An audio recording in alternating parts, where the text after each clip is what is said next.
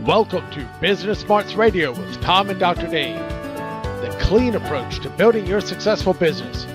Now, let's introduce Tom Borg and Dr. Dave Miles.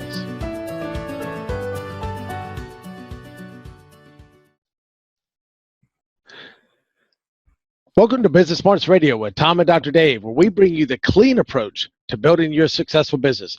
And when I'm talking about clean, I'm not talking about spick and span and dust mops. And I'm not even talking about toilet paper. We're talking about clean.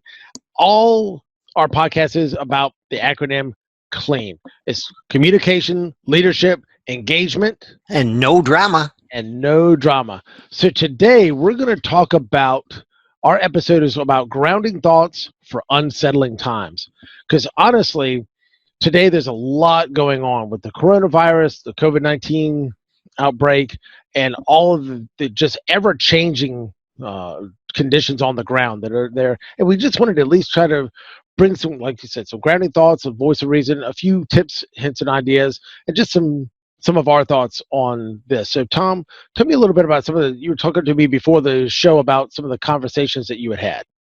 Well, certainly there's a lot of noise that's out there. You know, people are looking on YouTube, they're looking on social media, they're getting a lot of information that may or may not be accurate. And so that causes a certain amount of uneasiness. In some cases, people get even panicky, and that is creating some issues for a lot of business owners today as well as individuals. And I think before we go any further, Dave, let's be clear. So that COVID-19, what does that mean? Some people don't know what that acronym stands for. Okay. Originally, we all heard the coronavirus, and we still hear people talk about the coronavirus, and then you see the acronym that's out there, COVID-19. And so what it is, for people that don't know, is you have the coronavirus, CO for the corona, and then VI for the virus, and then disease, because it's technically coronavirus disease, and the 19 is when it originated, 2019. Oh, okay. So COVID-19 is just the coronavirus disease from 2019, and that's what they went back and they wanted to give it a particular name for the strain, and that's what they named it. So when you see COVID-19 around and coronavirus, that's kind of where the name originated from. Absolutely. So, and then one of the things we want to do today in today's program, realizing the present uncertainty that exists, we're going to talk a little bit about some things you can do as a business owner, as a team member, to just get a little more level-headedness and be able to approach this situation with a little more calm, and realizing that there's a beginning to everything, there's a middle, there's an end. So that we're going to be going through some things, but let's do it in a way that allows us to come out on the other end in actually better shape and better prepared for anything in the future. So in a sense, this is a testing time, as some people have said.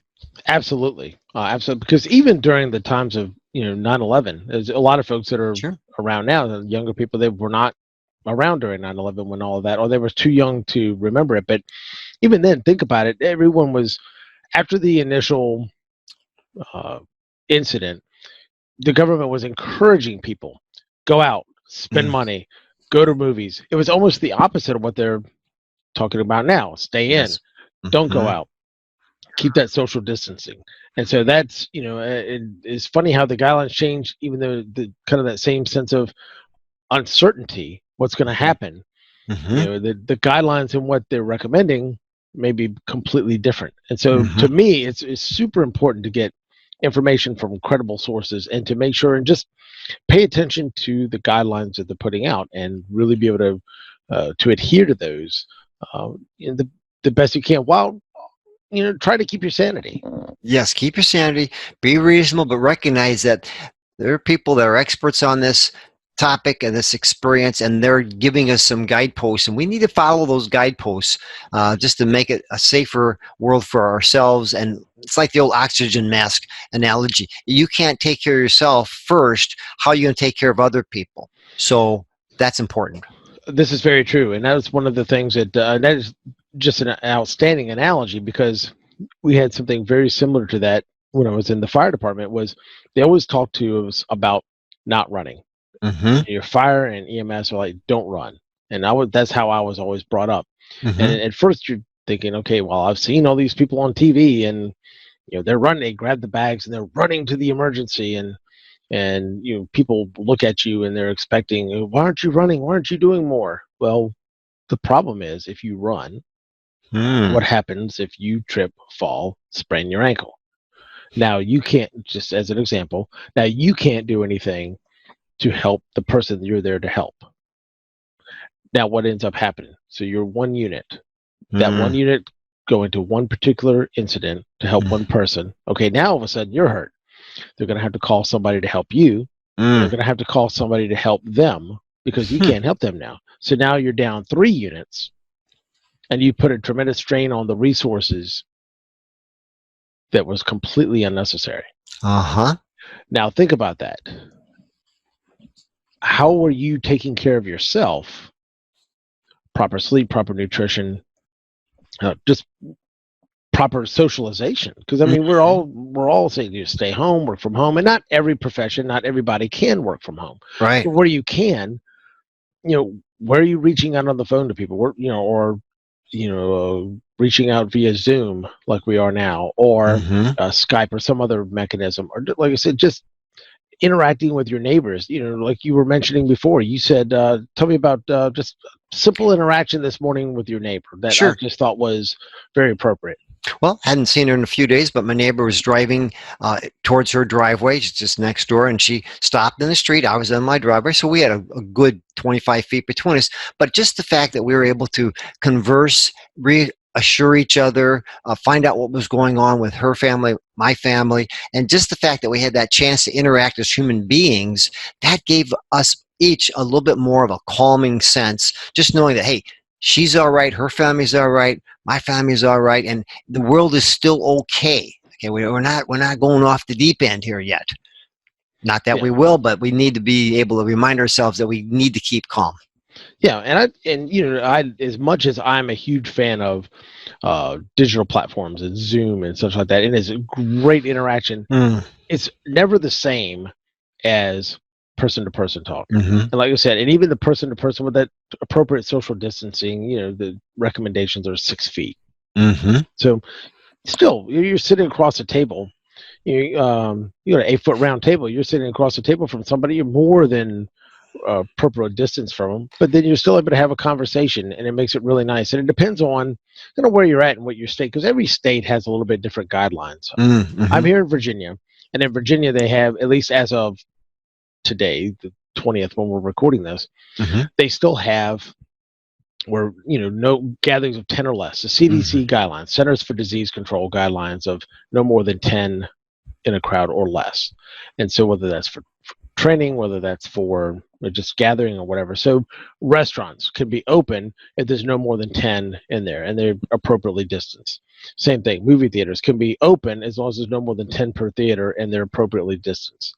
Right. Those types of things. Now, a lot of states, for example, close to me, Maryland and DC, have just mandated that all bars, all restaurants, all places of gathering just completely shut down altogether. There is no Mm-hmm. option for following the CDC guidelines as far as 10 or less. Mm-hmm. So I mean, obviously check with your particular state because it does make a difference on what you can do and not do. But that's just one example of being able to get out and figure out where you can support specifically your small businesses and your local businesses, because they're going to be the ones that have the biggest strain going forward. Mm-hmm. Well, I think too, one of the things we wanted to talk about today is just the fact that we need to take a step back, take a few deep breaths, and just think some calming thoughts. Certainly, panic is not a long-term strategy. Panic is not a good strategy.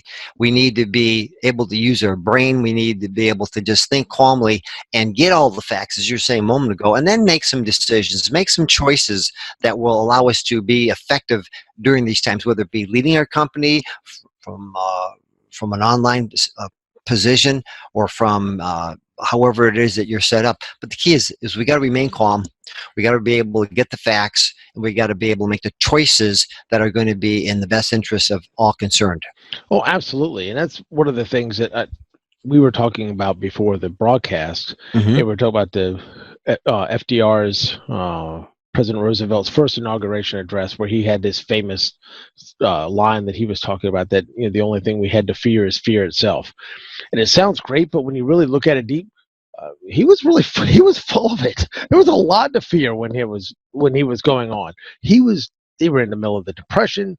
They had war looming in Europe that they were worried to death about whether they were going to get sucked into. There was a tremendous amount to fear. I think my take on it was the whole purpose of that was to kind of keep a sense of calm from the leadership and trying to not have a sense of panic. Because the panic, just like you had mentioned, you're in a crowded movie theater under normal circumstances. Somebody screams fire. What's going to happen? People get up and they run out the door, and you're probably going to have more people get hurt or potentially killed because of the panic than you would because of the fire. That's right. So in what ways, is the treatment worse than the disease? You think about going back to, bloodletting. It didn't quite work back in the day. The treatment was much worse than the disease. And but I think FDR's point was very well taken, that yes, in reality, there's a lot to worry about.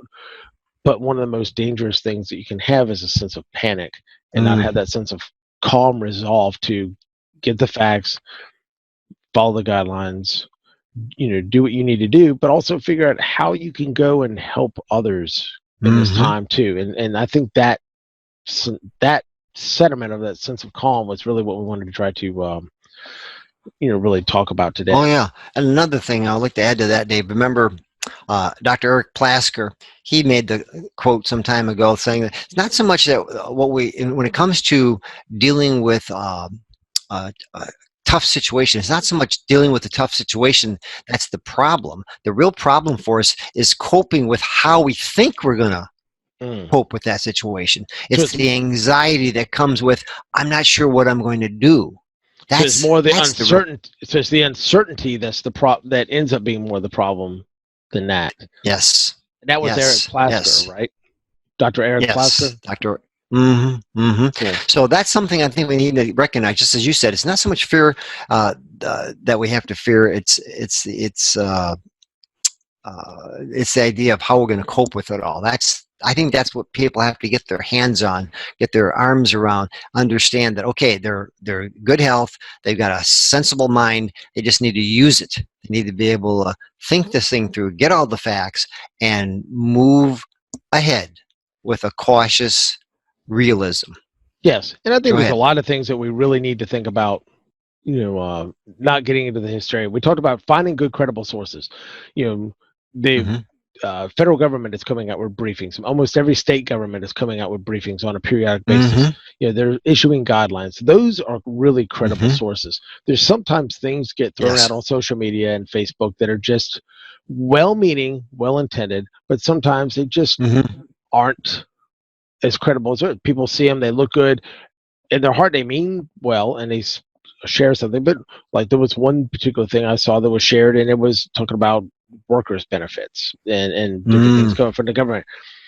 The website ended up being from Ireland, so it wasn't. So it wasn't totally inappropriate. But they meant well. They were trying to help. But sometimes before you share information, it's nice to maybe click on the link and read through the whole thing yourself. Just take that maybe 2 or 3 extra minutes to do that. Also, I posted something the other day that I thought was pretty appropriate, especially for the times, and I wanted to kind of share that as here too. Please. And this is a quote that was not necessarily proven to be said by John Wesley, but it's always been attributed to John Wesley in some way, shape, or form. And the way I mentioned it was, it might not have come directly from his pen or from his mouth, but this is something that's, like I said, commonly attributed to him. But it still had a message all the way back from in the 1770s, 1780s.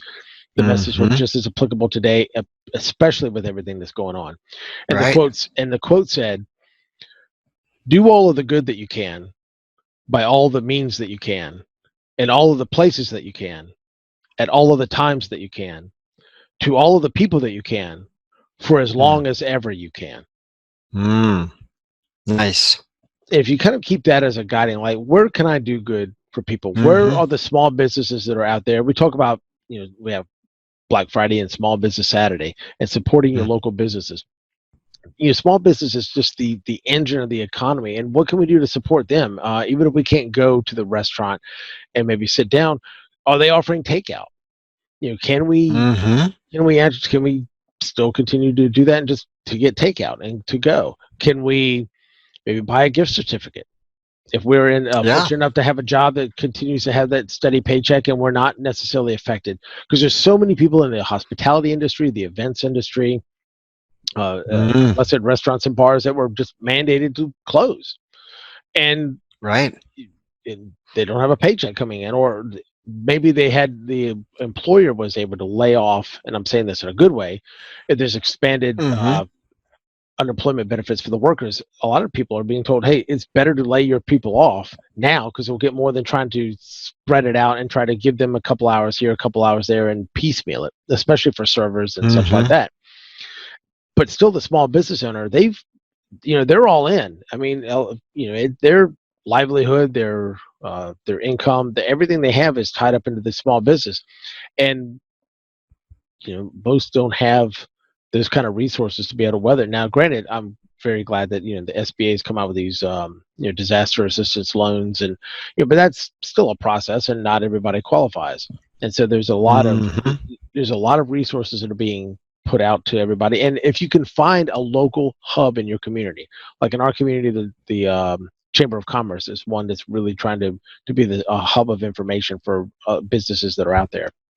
But just do what you can to not just support local businesses, but a few things that I've seen is I've seen folks that were shaming local businesses for trying to remain open, or shaming small businesses for marketing at this time. And I saw I joke about Facebook, but I saw an interesting meme just yesterday, and it said something to the effect of, stop trying to shame small businesses for marketing during this time. They're just literally trying to keep their doors open. Because they're not getting the foot traffic, they're not getting the traffic. So they're trying to be innovative and try to figure other ways to be able to just pay their people and stay in business. Well, Dave makes a good point there, and I think that's one of the things we're going to find that comes from all of this is we are, as a business culture, are going to learn about being more flexible when it comes to running our businesses and not having to do it face to face. I think we're going to see a new movement towards, or a greater movement towards, the ability for a business to be more able to conduct itself in various ways, not just the face to face. So whether that be online, whether that be through town halls, or whatever it might be, and whatever the organization might be, I think we're going to see this push towards a more futuristic way of conducting business in the future. So this may be kind of a shove we need in some respects to move that type of a transition forward. I think so, and I think one of the big things is it's trying to keep things on the positive, try to figure out where you can find the silver linings, and that's one of them. Okay, well, guess what? This is a skill set, being on virtual platforms with a Zoom, GoToMeeting, WebEx, Skype. That's a lot that people aren't necessarily used to. There's some people that are very well versed in it, and a lot of people that aren't. You have a lot of managers and leadership within an organization that's like, I would love to go to remote working, and my people want remote working, but can I trust them? Well, yes, I don't have much of a choice now. So as long as the employees don't take advantage in a bad way of this, and they're still productive and still able to get their work done, this may look at, hey, there are ways where we can, especially with the millennial generation or Gen Z that are coming up that want that work-life balance and flexibility. Yes. Hey, cool. Good well, point. where we can have remote work, because it doesn't work for everything and everybody, where we can have remote work, how can we implement that? When you have long commutes into I'm in Winchester, Virginia, so I'm outside of the DC metro area. Tremendous commutes into that Tyson's Corner, DC, in that whole area. If you can have people that can work from home 2 days a week and maybe only come into work 3 days a week or something to that effect, I mean, where can you have that flexibility? And then it's just good for everything and everybody. You reduce their stress level, you reduce the number of hours that they're having to put on the computing. You reduce the congestion that is out there, because I mean, there's a lot of areas in LA, New York, DC, a lot of their severe congestion, just trying to get in, trying to get out every day, just trying to get to work. So how are these things as a test run, like you were saying, to increase of remote working, to make sure that you know, things do work out, and we can actually, like I said, give our people where remote work is possible that Absolutely. flexibility to start doing that.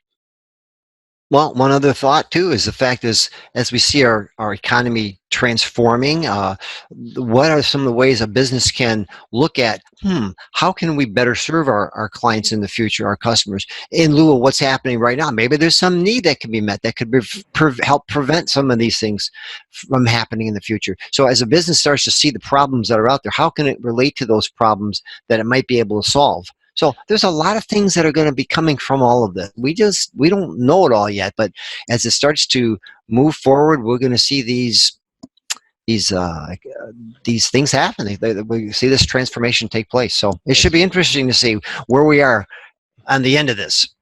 It really will be, and the thing is, it's very easy to see the negative side that Yes. can come about of that, and we all know that's just as obvious as the nose on your face that you know of all the negatives. When you tell restaurants and bars and gathering places you have to shut down, there's obviously there's that problem. But you're right.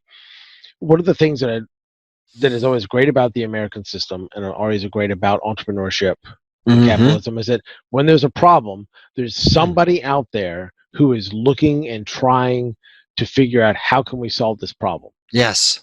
And when you're bringing that kind of value to the marketplace, that's where people succeed. Is okay. Well, if I can, the bigger the problem I can solve, the more successful I can be, the more value I can bring to the marketplace because I'm solving big problems. And now we're finding out what are some of the problems. Some of these problems might be, hey, we don't need to depend. Maybe we shouldn't depend on as many other countries for our strategic reserves of certain things as we do.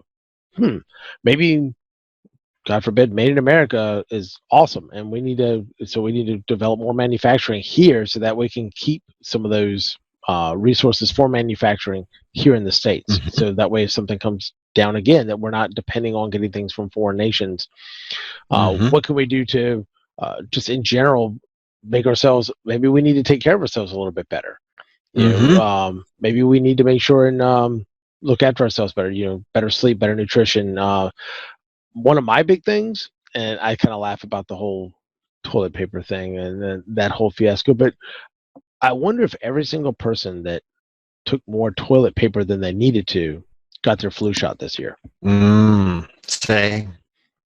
Just a thought. I mean, the things that we can do every year, whether there's a pandemic or an epidemic or any kind of demic, it doesn't matter.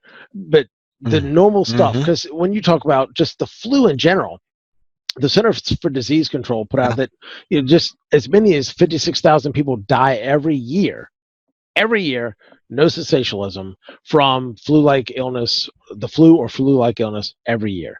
People that are elderly end up with, end up getting pneumonia, and they end up on ventilators, and then they end up dying because of the complications from the pneumonia. And so that's one of those things that we have so many people die every year. Maybe we can reduce that significantly by people realizing, wow, I'm not going to spread the regular flu every year if let's wash them. Soap and water. Wash your hands. This is a virus. This isn't antibacterial is nice, but antibacterial is antibacterial. It's not antiviral. Okay, maybe wash our hands with soap and water, maybe a lot more. Maybe we pay a lot more attention to cleanliness and doorknobs, okay? Where we go in and out. And when we're sick, we don't go out into the community. We stay home from work. We don't go to work to get paid for being sick. Correct. Stay home, be responsible, be accountable to other people, be accountable to yourself.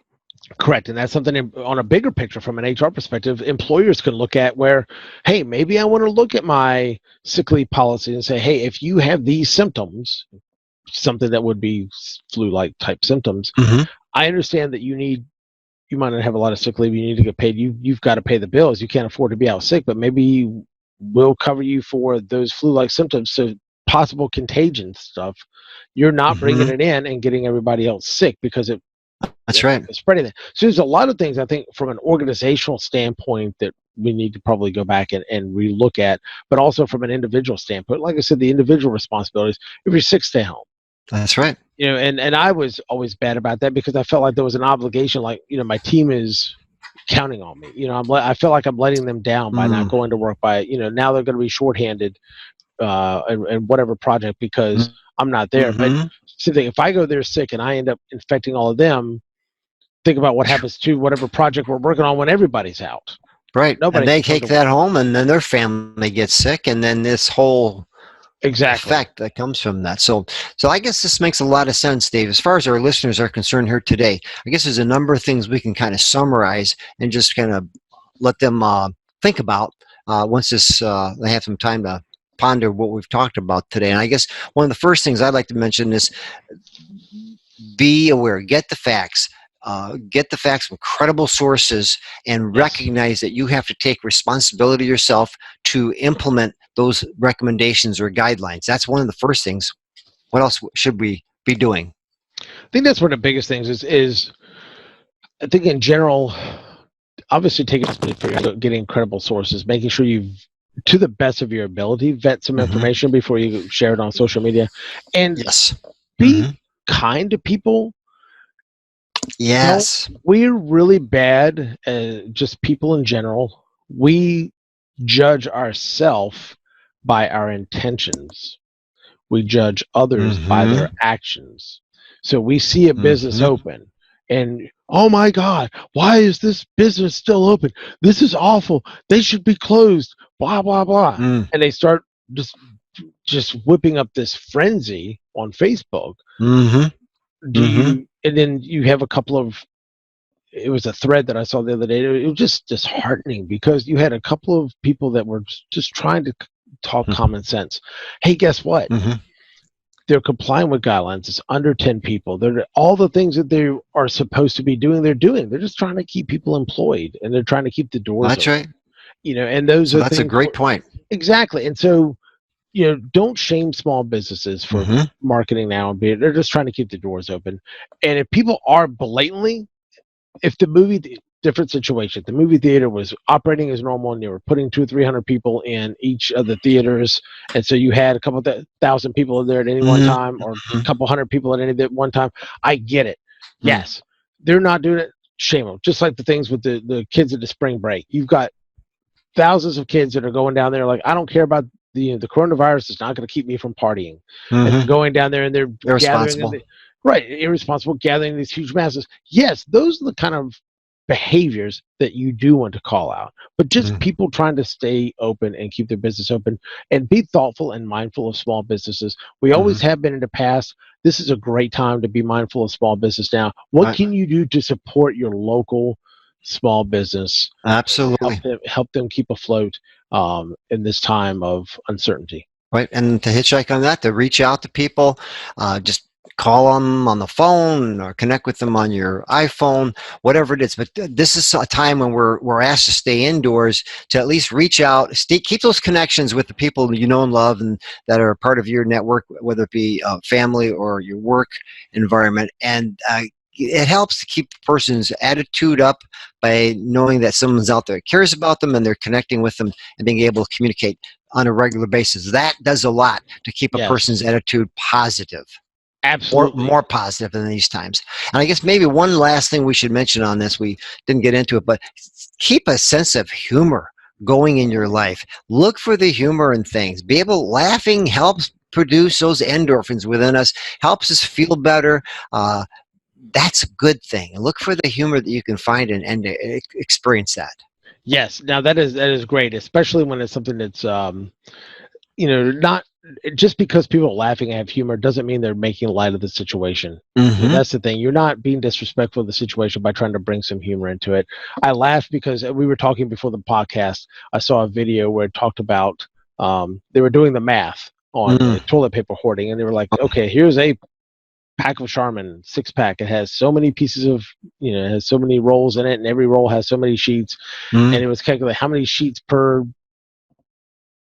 And so he figured it out. Okay, well, that would mean you could use the restroom X number of times per pack.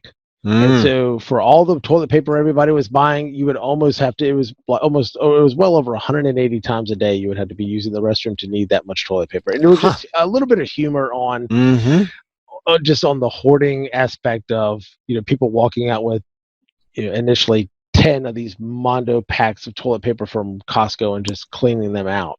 Just you think about, wow, you need to change your diet. Are you just picked up the wrong virus, because this is Right. not an intestinal virus. This is an upper respiratory virus. That's It's like, right. are you using it as Kleenexes instead? I mean, what's the deal with this? So Mm-hmm. I just laugh. I say, anytime you can keep a good sense of humor and Mm-hmm. still be respectful is good. And I want to close one last thing with the listeners. I want to go back Mm-hmm. and just repeat the quote that was attributed to John Wesley, because I just think that's very important as we close, that we talk Yes. about that. So just like I said,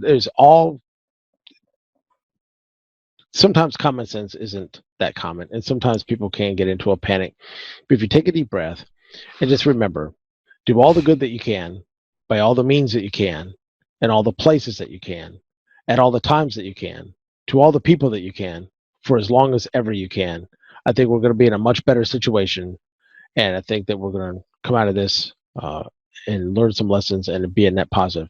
So that is all we Well have said. for things. And that is all we have for Business Smarts Radio, where we bring you the clean approach to building your successful business. And we talk about clean. We're talking about everything in our podcast has to do with communication, leadership, engagement, And no drama. and no drama. So we will see you at the next episode. Thanks.